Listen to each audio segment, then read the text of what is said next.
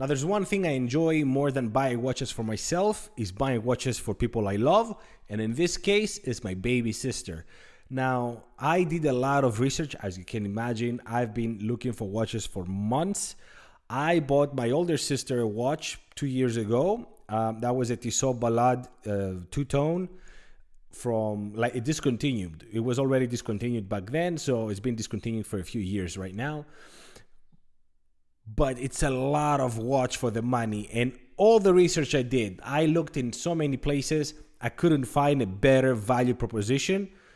So I decided to buy the same thing for my baby sister, just in different color. In this case is all rose gold, PVD. And let me explain why. And then we're going to talk about value proposition here. I got that Tissot for many reasons. One is the brand. Tissot is very well known around the world. In Europe, it's much more appreciated than in this side of the world. And on top of that, it has a beautiful, very solid bracelet with a butterfly clasp, very feminine. The dial is mother of pearl with applied indices. The sapphire crystal, obviously, but most importantly is that movement. The movement on the Ballade is the silicium version, chronometer certified movement. It's silicium hairspring, so it's anti-magnetic. My sister is finishing as a biomedical engineer. She's going to be working with a lot of equipment, healthcare equipment. So she needs to have that anti-magnetic properties. So that was very important as well. You have all that the retail price of something like that was $1,150 plus tax. It would take you way over $1,200, and you get it for 1/3 of the price, 1/3 of the price. It doesn't get better than this, and it takes us back to all the conversation that we had about Chinese watches or Chinese made or parts made in China or other places other than Switzerland, and what Swiss watch means. And this is a good example of a watch that has that bracelet that's probably coming from somewhere overseas in Asia, maybe case as well. But then the movement itself is so incredibly cool. Silicium, hairspring, COSC certified. It doesn't get better than that for a price point. It's just a few $100s. Now, why am I saying all these things about my sister's watch? She doesn't even know that she has it yet, but yeah. The reason why I'm saying this is because I want to explore. We talk about watches being made in China or parts of them being made in China. What's good value, what's not, why Rolex is overrated, or why Omega is underrated, or why Tudor is underrated, overrated, whatever. The importance is this. There is a point in time where you're going to have diminished returns on your investment or your spend. This Tissot is ticking all the boxes, apart from the rose gold being just PVD. Everything else, the movement is absolutely fantastic. Of course, it only ticks at 21,000 hertz.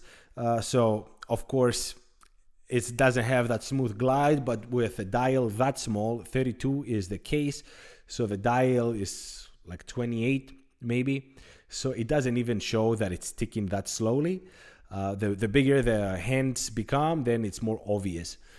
And then I want to go back to my wife's Rolex. And that is a Dayjust from 1996. I believe it's the reference 12633. And that is from 96. Whatever you see as gold tone is real gold, 18 karat gold. Now, it has the 3135 movement that served Rolex watches, almost all Rolex watches from 88 to 2005. It's a workhorse. It ticks immediately. You pick it up, you move it a couple of times, immediately starts ticking. Better than my Breitling, my Hamilton, my IWC that I had, my Tudors. This thing is just a beast, and it has a sapphire crystal as well. It doesn't have the holes. Rolex stopped having the holes by that time, so it looks fairly contemporary for its age, and it has it ticks also many boxes.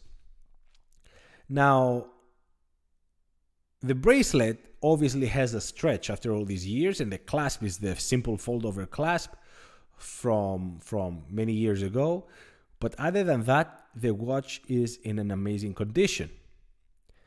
Which brings the question, I bought the one, even at retail, even if we compare retail prices, one was $1,200, the other one was probably back then, I don't know, $7,000-8,000 of that money. So today, if you want to buy a Dayjust, the similar Dayjust is gonna be like $12,000, $13,000, $14,000, $15,000 with the diamonds, like my wife's. So it's multiples of the Tissot. Even when I bought it 2 years ago, I still spent $7,000, and I include the tax always in these, because I don't know why we don't include the tax in the US. It's not like we don't pay it, especially if you live in a certain area, you know you're paying tax. I don't know why we don't include it. Like $7,000 it was. So a 29-year-old watch, $7,000, a brand new watch that is probably 5-6 years old model, but brand new for a few $100s. If we were realistic and we said, because many of you guys say in the comments I ask you or the polls that I care about value and quality, then the Tissot should win every day. The bracelet is solid. It has all the ingredients that you need for a good watch, the sapphire crystal, the movement, everything. But somehow, there's some things that are intangible, and those intangibles give value to the watch. And it's not apparent if you start taking a piece of paper and tick boxes, but how do you value history, cultural importance? How do you value recognizability? How do you value emotion? How does it make you feel when you wear it? I can tell you, my wife is not into watches, but when she wants to be fancy, she wears her Rolex. She has an Apple Watch, she has an Oris, and she knows that when I'm fancy, I'm wearing my Rolex, because everybody knows Rolex. So there are some things that the more high you go into the scale of watches, the more diminishing are the returns, or the more intangibles add value to the watch.